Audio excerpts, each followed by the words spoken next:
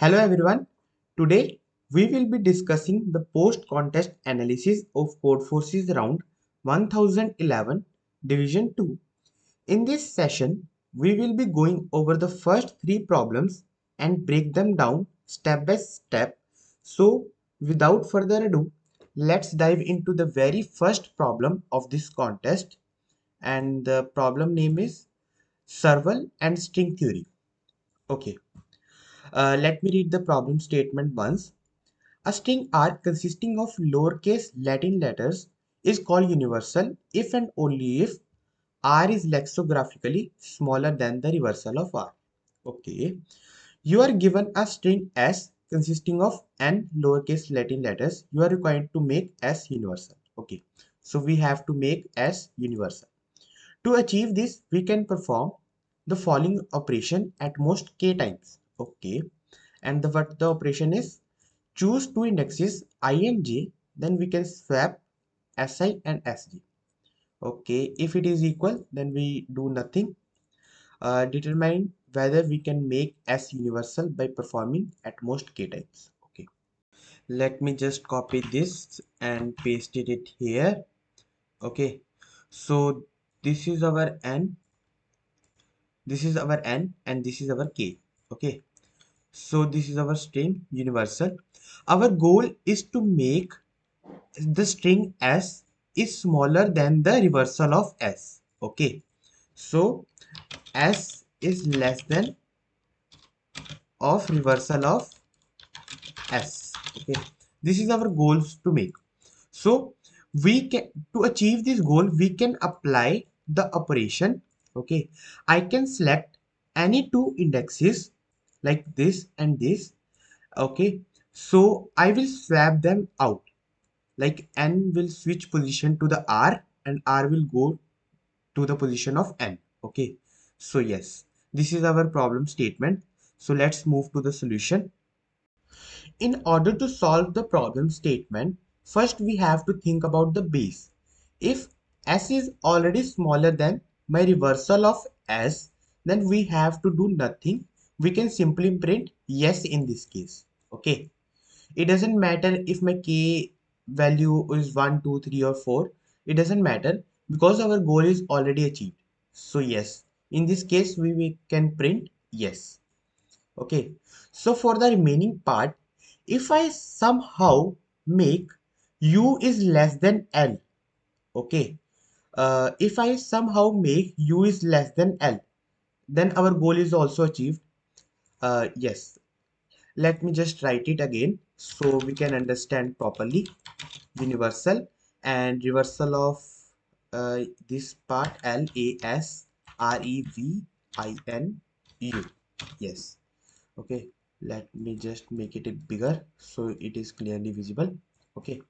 So yes, if I somehow make U is less than L. Okay.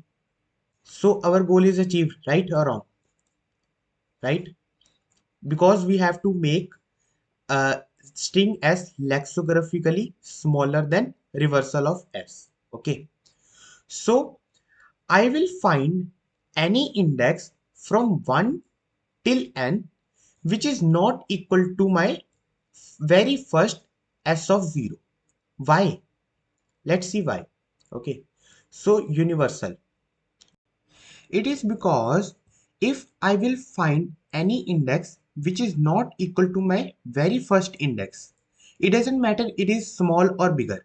Okay, let's say E.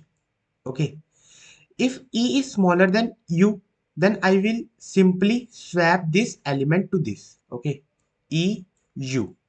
Now my E is smaller than L. Okay, so our goal is also achieved.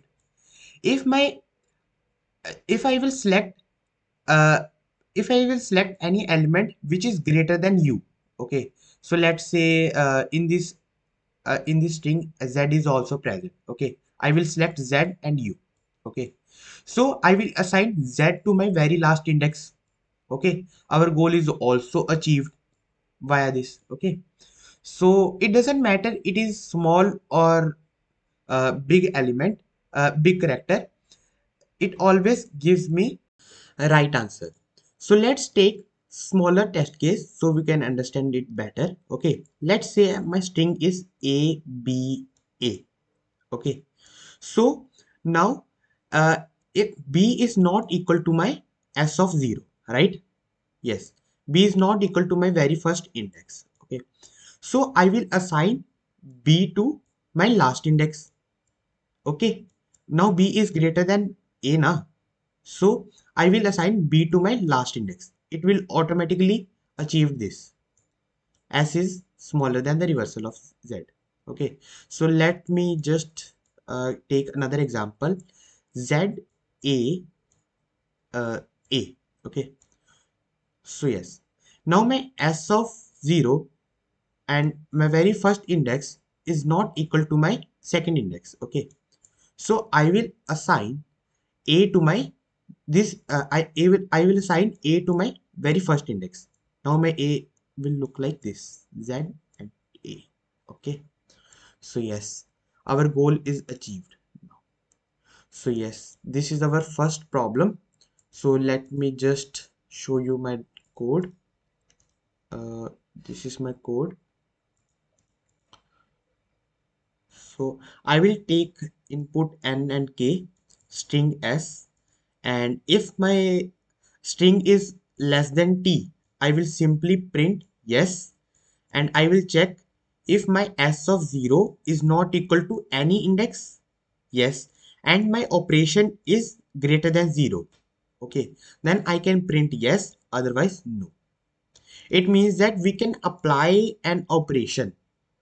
Okay, if my k is 0, then it means we cannot apply any operation to this. Okay, so I hope this problem statement is clear to everyone. So let's move to the second problem of this contest. So yeah, and the second problem name is Serval and the final max. Let me read the problem statement once. You are given an array A consisting of n greater than or equal to 4 non-negative integers. You need to perform an operation until its lengths become 1. Okay, so this is our operation. We can select two indices L and R, and we can replace sub-array AL to AR with a single integer max. So basically max is our minimum excluded element. Okay, so more formally, you have to find the sequence of operations such that after performing this operation in order, the length of A becomes 1 and the final element in A is 0. Okay, so let me just copy the first two test cases and paste it here. Let me just erase this, and yes, this is our first two test cases. Okay, so yeah, our goal is to make the array length equal to 1. Okay, our goal is to make array length equal to 1 and the final array element is 0. Okay, array length equal to 1 and the final element is 0. Okay, so in order to achieve this goal, we have given an operation. Okay, so our operation is we can select two indices and replaces with max. Okay, what is max? Minimum excluded element. Okay, 1 2 3 4, this is my array element. Okay, if I will select 1 and 4, this is my L and this is my R, I will select whole array. So what is the minimum excluded element in this array? Okay, so we will have to count with 0. So in this sub array, our max is 0. Okay, I can replace whole array with 0. Okay, so yeah, this is our problem statement. I hope the problem statement is clear to everyone. So let's move to the solution. Okay, so this problem I did a little bit complex actually. Okay, so yeah, I will try to explain uh, cases by cases. Okay, so yes, let me just erase this. Okay. So keep that in mind. L is not equal to R. L is less than R. Okay. So let's divide into the cases. Okay. So yeah, let me just copy this. So our first case is if my array contains 0 or not. Okay. If my array doesn't contain 0, then I can simply select L is equals to 1 and R is equals to N. Okay. It will give me a max value is equals to 0. Okay. And our goal is to make the length equal to 1 and the final element is equals to 0. Okay. So our goal is achieved. Okay. So if my array doesn't contain 0, okay, then my answer is 1 and n. Okay. So this is our case number 1. Let me just write aside this. Okay. If my array does not contain 0, okay, then answer is simply 1 and n. Okay. So now my array contains at least one 0. Okay. Now my array contains at least one 0. Okay. So second case is, suppose these my array elements. Okay. So yeah. Second case says that if my first element is 0 or not. If it is not 0, it can be any element like 1, 2, 3, 4, 5, 6 element, whatever it is. Okay. So let's say our first element is not equal to 0 and this says 1. Okay. So yeah. So our now we know that our array contains at least one 0. Okay. So it can be anywhere, right? 0, 0, 0, anywhere, right? Okay. Since it contains at least one 0, so my max of these whole array is greater than 0, right? It can be anything. 1, 2, 3, 4, 5, 6, 7, anything. Yeah. So for the precision part, I will take the max of from 2 to n. From 2 to n, my max is 1. Okay. My max element is 1. So our first element is also 1. Okay. Now my array contains two elements, 1 and 1. If I will take L is equals to 1 and R is equals to N, okay, then my max is equals to 0 because 1, 1 and max is equals to 0. So this is our second test case. Okay, this is our second case. Okay, so let me just repeat it again what I am trying to say. Okay, so these are my array elements. Okay, if my first element is not equal to 0, it can be anything. 1, 2, 3, 4, 5. Let's say this is 1. Okay. So now we know my array contains at least one 0. It can be anywhere from index 2 to 5. Okay. It can be anywhere. It can be here, here, and here. Okay. Anywhere. Okay. Since we know our array contains at least one 0 from 2 to 5, my max would range from 1 till anything. Okay.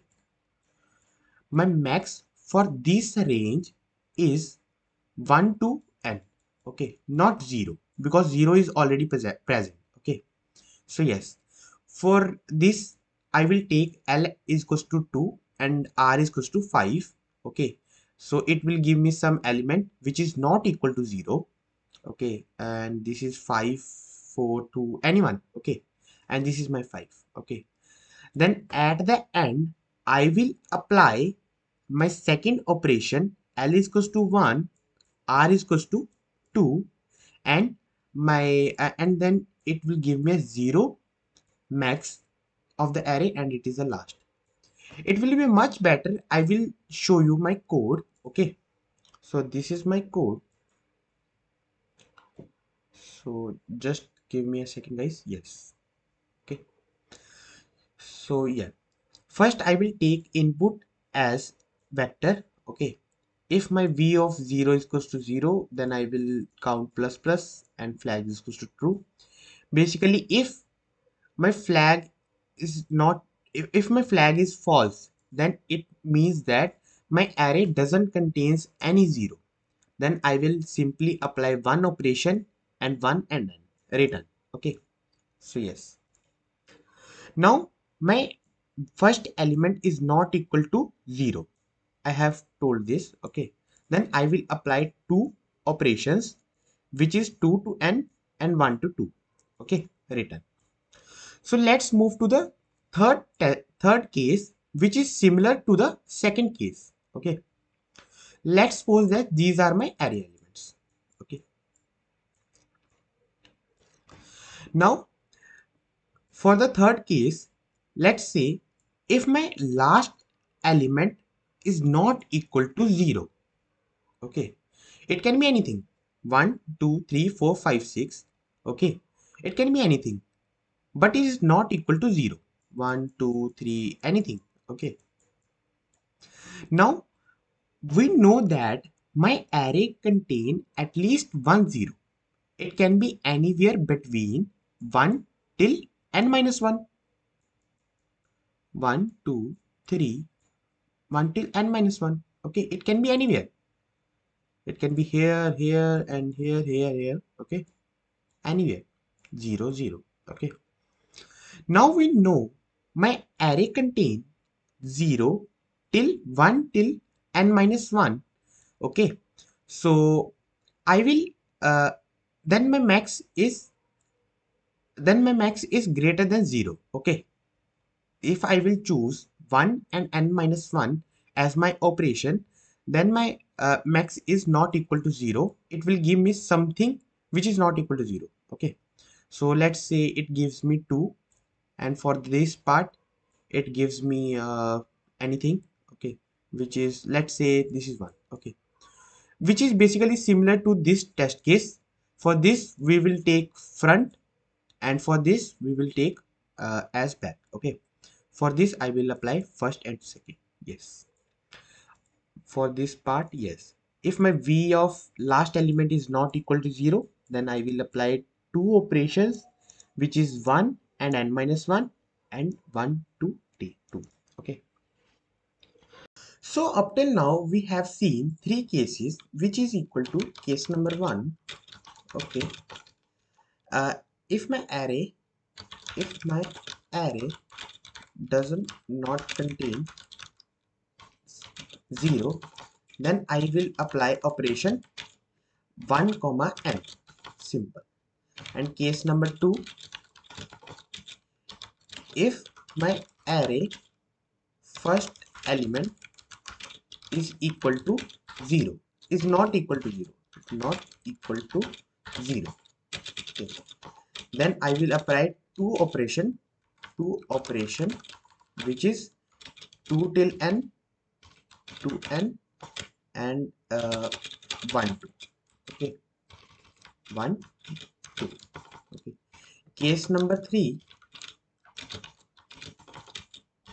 if my array last element is not equal to 0, then again I will apply two operation, which is 1 till n minus 1. Okay, and second operation is 1 comma 2. So now let's see our fourth case. So yeah, so let's see our fourth case. Suppose these are my array elements. Okay, and my first and last element is not equal to 0. Let's suppose these two and this is 3. So we know our array contains at least one 0, and the 0 can be present at anywhere between second index till n minus 1 index, right? Okay, So let's say our 0 is present here. Okay, so let me just do okay. So if my array contains in between this array, okay, if my 0 contains in between the array, okay, I will simply select 2 from n.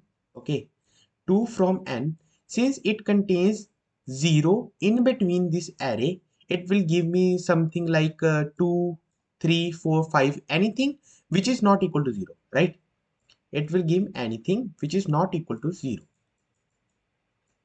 Okay, so it, let's say it give me a 3, and we know our first element is not equal to 0, and it can be anything.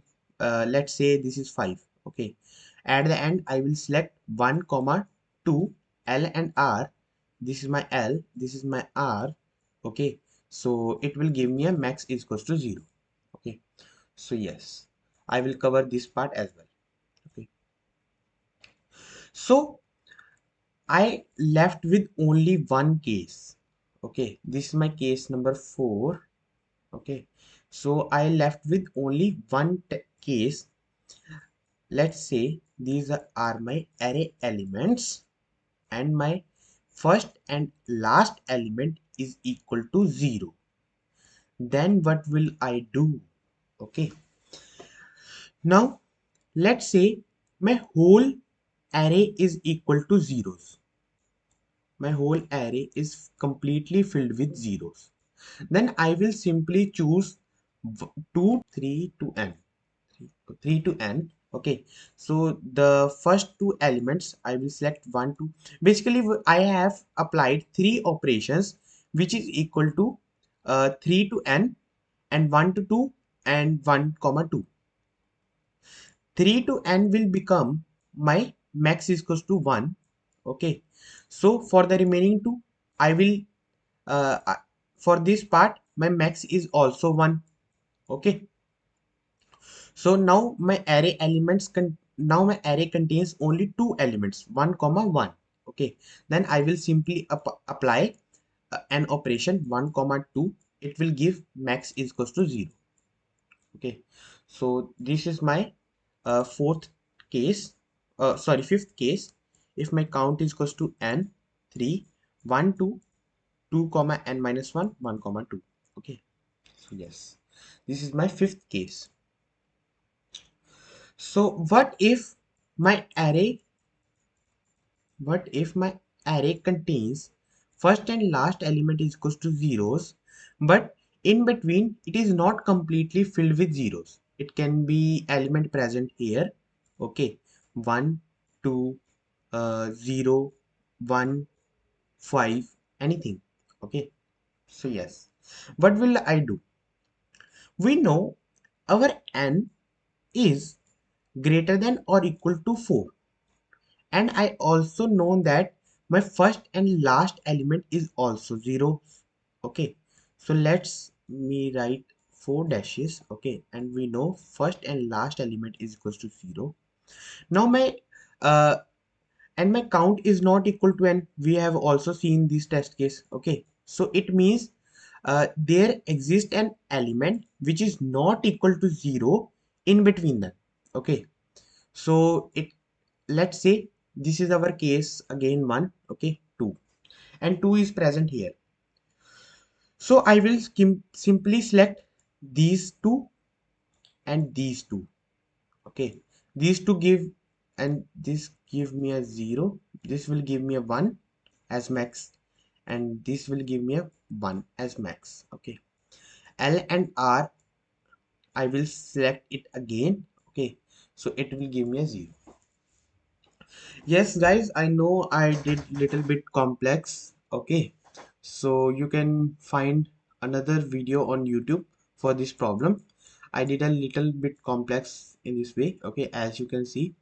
Okay, so I will share you my code in the description box. You can check it out.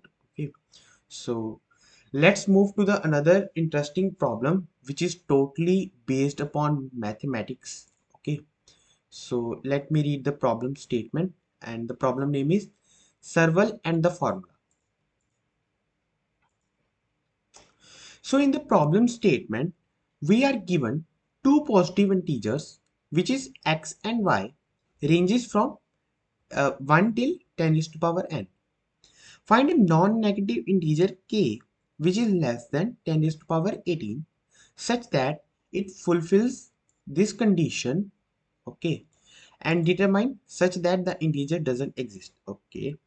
So where this represents the bitwise XOR operations, okay. Let me just copy this and let me just, yes, and paste it here, okay.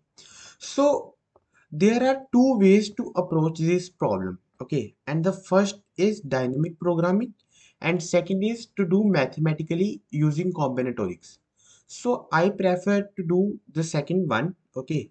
So if you want to prefer the first one, I will share a link in the description box. You can check this out, okay. So I will show you my second approach, okay. So we are solving this question by this, okay, by this equation, okay. So a XOR b, okay, just give me a minute, a XOR b plus 2 into a and b. Yes, if you have done the combinatorics, okay, so you have seen this formula basically. uh, this is formula. Now I will represent a is equals to x plus k and b is equals to y plus k. Let me just write this, okay. So I will try to make it bigger, but how it can be made, okay. So yes, I will represent a is equals to x plus k and b is equals to y plus k, okay. So let's write this equation again. X plus k and now my a is equals to x plus k, b is equals to y plus k. I will put these two into my this equation, okay. So now my equation will look like this, okay. uh, X plus k plus y plus k, y plus k is equals to, what is this, a XOR b. So it means x plus y, x plus k XOR y plus k, okay, plus 2 into a and b, x plus k, uh, y plus k. If you see now, if we see, if I will compare this equation to be the this equation, okay. So this matches with this, okay. Just give me a minute. Yes, x plus k matches with x plus k, okay. Y plus k matches with y plus k. X plus k matches with x plus k, or y plus k. But 2 into x plus k, y plus k is not present in this equation. So it means we have to eliminate this, right or wrong, okay. So we have to eliminate this. It means we have to make it equal to 0, okay. We have to make it equal to 0. 2 x plus k, y plus k is equals to 0, okay. So now, uh, 2 into uh, 2a and b is equals to 0, okay, which is a comma and b is equals to 0. It means we have to add k element, which makes a and b comma is equals to 0, okay. we have to find we have to find the element k, which is add between these two, okay, and will be made x comma and y is equals to 0. Basically we have to add such element which makes x and y is equals to 0. Okay, so our problem boils down to simple equation which is a and b is equals to 0. Okay, now we need to add some value of k such that a and b is equals to 0, right? Okay, so what value should I add? Now this is our question. Okay, so let me divide into three cases where if a is greater than b, if b is greater than a, if both are equal, a is equals to b. Okay, so let's talk about our first case. Okay, if a is greater than b, so let's say our a is equals to this 1 0 0 1 0 1 0. Okay, and b, what is the maximum value of b I can achieve if a is greater than b? Okay, so this bit is unset, right? We know a is greater than b. Okay, so maximum value achieved can be this. Yes. So now if I will take the AND of both this, it will give me a 0 1 1 1 1 0 1 1 1 1 0 1 1 0 1 0, sorry, 0 1 0 0 1 0. Okay, so 0 1 0 0. So yes, as we can see clearly, this bit is also set, this bit is also set. If I somehow make this bit is also unset, I will achieve my goal, right? Okay, so I have to make it 0. So what I have to do? I have to make this bit to be 0, this bit to be 0. So 1 0 0 0 0 0 0. Okay, so I have to make a equal to this. If we see carefully, what is this? This is nothing but the power of 2. Okay, right or wrong? This is nothing but the power of 2.